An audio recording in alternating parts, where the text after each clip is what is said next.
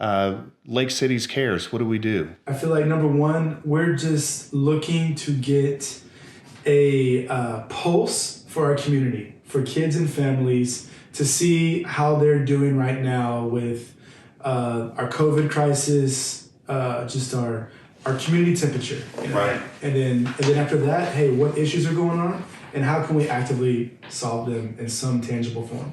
The mission of the Lake City's focus is to strengthen families through communication, activities, and education in the midst of pandemics, stress, and other uncertainties. And so our vision, much like you said, Cory, is every student is valued, supported, and thriving. What that means to me for Lake City's focus is to work with community leaders to not only identify the needs of the four cities as far as the youth is concerned, but also find a way to facilitate finding resources to help. Mm-hmm. Good news, not only do we have a lot of support from you with Fellowship of Christian Athletes, but we also have support from the United Way, and we have the support from the mayors of all four cities.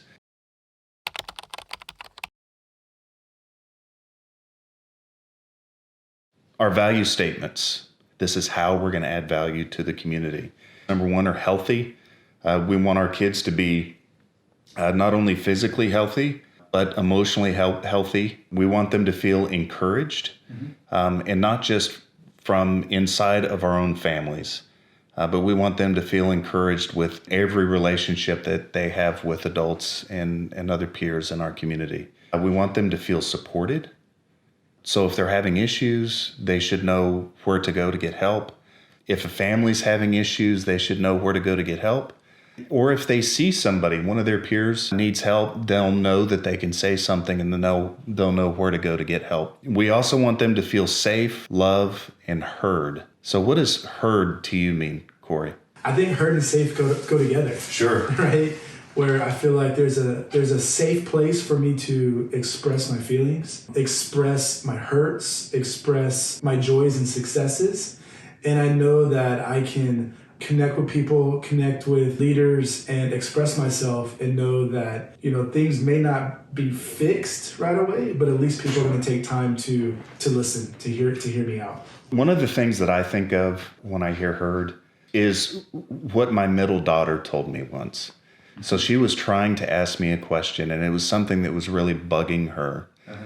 And of course, I had 10 emails going on. We had a bunch of stuff happening, and I was listening as I was trying to clear some emails. And she grabbed my phone, and she grabbed me by the arm, and she said, "No, Daddy, I want you to listen to me with your eyes."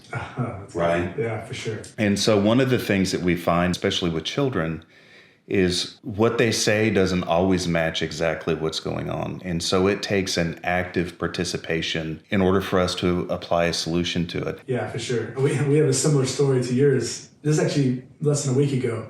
I don't know about you, Scott, but we love to play games as a family. Sure. Board games, dice games. And there's a certain dice game we like to play. My 7-year-old son loves to play it. And we're at my mom's house, and he kept, "Hey, can we play this game? Can we play this game?" And we were in a conversation, and then he wasn't being heard properly. And of course, he loses it. He gets so frustrated because he was so excited, and we got busy, right? Sure. This world's full of busyness, and we repented and we said sorry, and we did play the game, and pretty sure I won. So he didn't like that either. He was heard, but I won. Y'all remember that out there.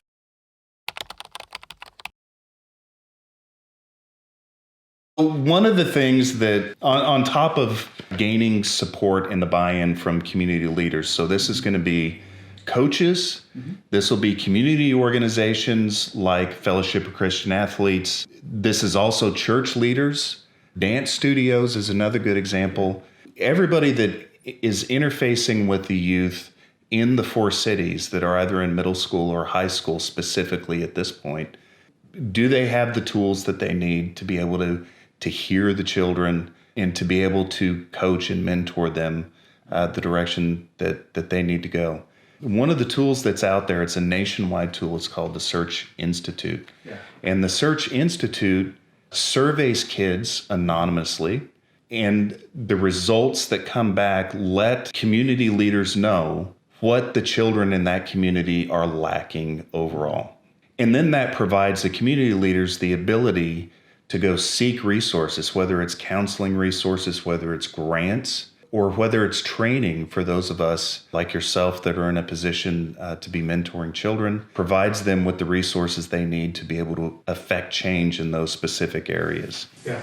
And I think it's important for you out there listening that you're a leader. I believe everyone has some sort of leadership, because leadership is influence. You may not be a coach on a team, right? But you have a role in leadership, and you have a responsibility to help our community thrive. And I think that's important too. Sure, absolutely. So it's not necessarily just people that are actively coaching. Mm-hmm. A lot of the ways that kids learn from us is by watching. Yeah, watching. Especially now with social media, kids are friends of friends with other people that see what you post on social media. They see how you interact with other adults. They see how you interact with other kids, how you interact at work. And our children model that. Yeah. And in times like now, when it's stressful, it's even more important for us to bring light to this so that we're modeling behaviors that we want our youth to do. Yeah. And what I love about the Search Institute that you mentioned is there's a reality that we know well. We're all busy right now, right? I know you're busy. I'm busy. Scott, I know you're very busy. This is important. But what the Search Institute brings us is a quality, let's say, thermometer, right, for our cultural temperature of what's going on, and done well and done very easily without adding more to our plates too, which is incredible. Right.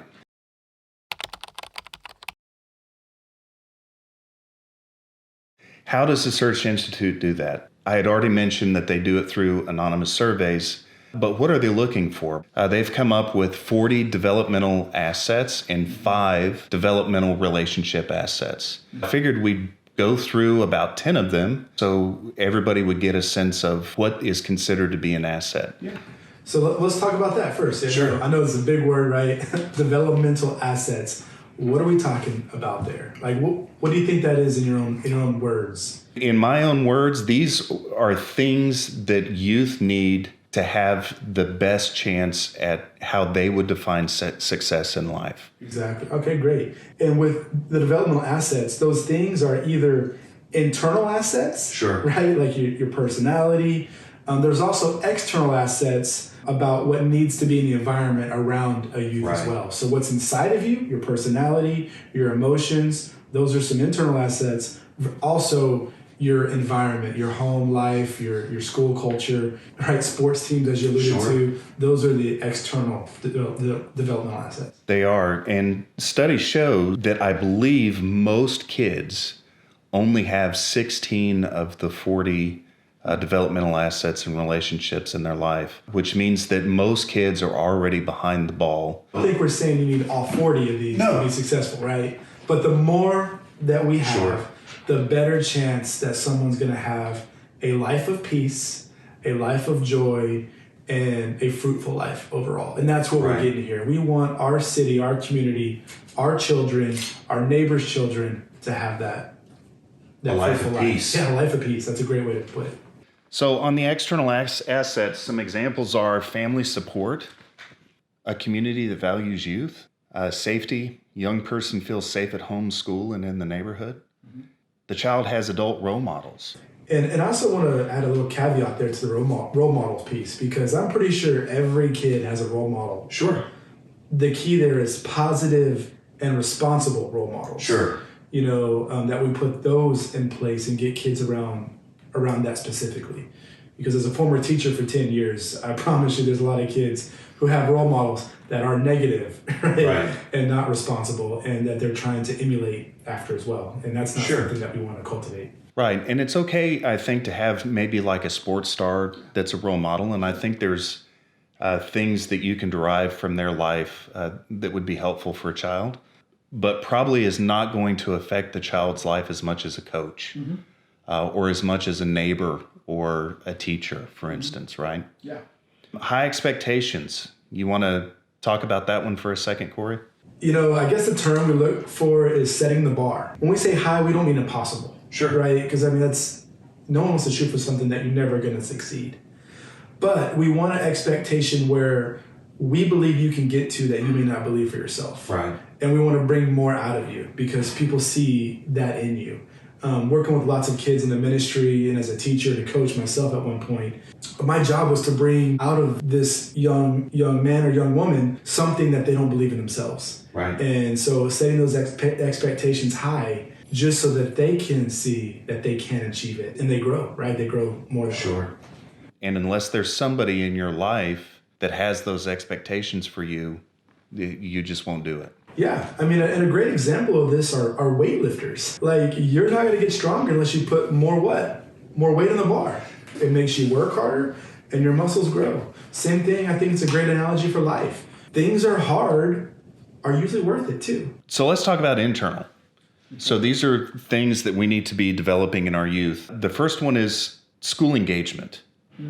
So a young person is actively engaged in learning. What does that mean to you, Cory? As a former teacher, they gave us a kind of a formula for motivation, and it was how important you see in something and how successful you are. Right. So if you see something as zero importance, you're going to have zero motivation. If our youth see school as zero important for them, guess how hard they're going to try? Zero, right? And if they're also zero successful in school, right, they're going to have zero motivation. So school engagement's huge. We got to have, bring out the excitement. We got to show them the value of this. Because when they're engaged in it, like we said, they're going to grow, they're going to appreciate, and it's going to lead to that fruitful, peaceful life that we're really shooting for our community. Another one of them is responsibility. A young person accepts and takes responsibility. This is a big one in what I call the fault culture that we live in. So something has to be somebody else's fault. Nobody's taking responsibility. Yeah. That's a tough one, isn't it? Yeah, no, for sure. And it's tough because guess what? Sometimes things are other people's faults, Sure. but how we respond to them is ours. So what about peaceful conflict resolution? Oh man, what about it? Does that happen anymore? And guess what? Life is gonna have conflict. Right. The other thing with peaceful conflict resolution, this is something that adults can really model for children. It is a developable skill. Anybody that has had young kids grow up know that the vast majority of them are not born with the ability to peacefully have conflict with siblings. Yeah. Right? So it's something that we have to learn. It's something that has to be coached. Yeah, taught. And it's one of those high expectations that we should have for our youth, that we should be able to talk through a situation peacefully, which means that we listen to each other, we hear what's going on, and we work together on a solution. So what about sense of purpose? I mean, this may be one of the most important things we talk about. If you don't think your life has a purpose, does anything matter? The last internal asset that we're going to talk about is cultural competence. What does that mean to you? I'm going to read off this sheet right here, then we'll kind of talk about it. Where a young person has knowledge of and is comfortable with people of different cultural, racial, and ethnic background. This is a space that us in FCA are really digging into as we want our ministry to look like those around us. And we want to have diversity in races within our ministry. Not that we're ministering to, but that we're ministering with. We want to create leaders in that as well. So having cultural competence, to me, is about learning of new cultures and experiencing them and knowing that your universe is not all there is, so to speak, right? See this world through the eyes of someone else, and you do that by asking questions and learning and listening and loving, which is, it's an awesome asset to have.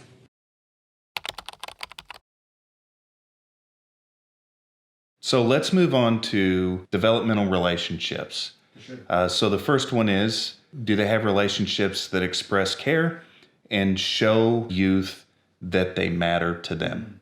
The next one is challenge growth. Push me to keep getting better. Provide support, help me complete tasks and achieve goals. Share power, treat me with respect, and give me a say. And finally, expand possibilities.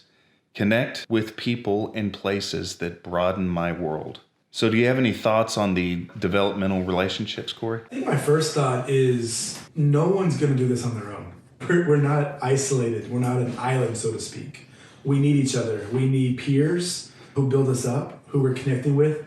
That's what relationships is about. Who are you with? Mm-hmm. Who are you spending time with? Are they building you up? Are they bringing you down? We're built for relationships, right? We need them to be successful.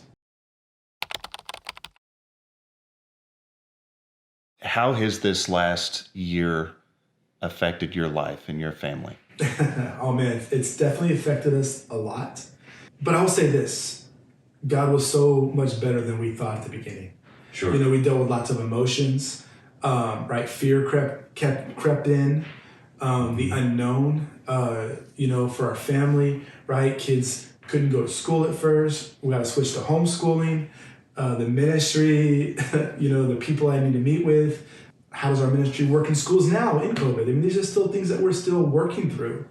And so what we've seen with COVID is things have been torn down in certain areas, but then they've been built up in others. Right. And I think really not focusing on what we don't have, but what do we have, mm-hmm. And being grateful and thankful for that. So it's been incredible. So I want to shoot a question back to you, right? Absolutely. I know you got some awesome young kids. How's it been for them? Seeing the younger age dealing with some of these things. What has that been like? A lot the same. So of course, when COVID first started, we didn't know how bad it was going to be or exactly what any of us were going to do with the information that we were getting. And so I think that there was an amount of fear that was kind of cropping up in the kids. The kids thought it was a lot of fun. Mom and Dad got to be home. We were working from the house. And that lasted for about 2 months. What I think that I've noticed most about COVID and being in such close proximity with the added stress, whether it's been us personally or members of our community, maybe mom and dad have lost a job, grandpa or grandma maybe have died, or we haven't seen grandma and grandpa for a year, and we can't see our friends as much as we used to. Mm-hmm. I call those amplifiers. It's not like it's caused anything new with our children. Mm-hmm. It's brought some things to the surface. Yeah. And so really through reading and research, the Search Institute and some other things that we've been able to do, mom and dad trying to get their hands on the resources that we need to help address some of these things that have popped up in the family have been vital. I would ask you this question. Why Lake City's focus? So normally this type of trying to facilitate resources to help in these areas are usually pushed through school districts. Mm-hmm. And currently with our school districts being so underwater with, teaching at school and now we're teaching at home and teachers out with COVID, it's just not practical at this moment. So I thought it was an awesome opportunity for a nonprofit to come in and help support the school districts and the community leaders. Like we had talked about prior, all 4 mayors mm-hmm. are stepping in and are members of the board. I'm not sure this has ever been done before, maybe once or twice around the nation, where city councils and mayors are putting the resources of their cities behind the youth of a community. And it's very inspiring to me and very proud to be a part of it. Yeah, that's awesome. So one thing that you can do to help is as we get social media up and running, the ultimate goal is to get these anonymous surveys out to the youth in the community. So we are really asking for your help, not only for your own children that are middle school and high school to take these surveys, but share it on social media and talk about it. One of our next podcasts will end up having a question and answer time, along with I'm sure we'll have guest speakers like our mayors and students and other community leaders. Yeah. All right. Thanks for having me. Yeah. Thank you.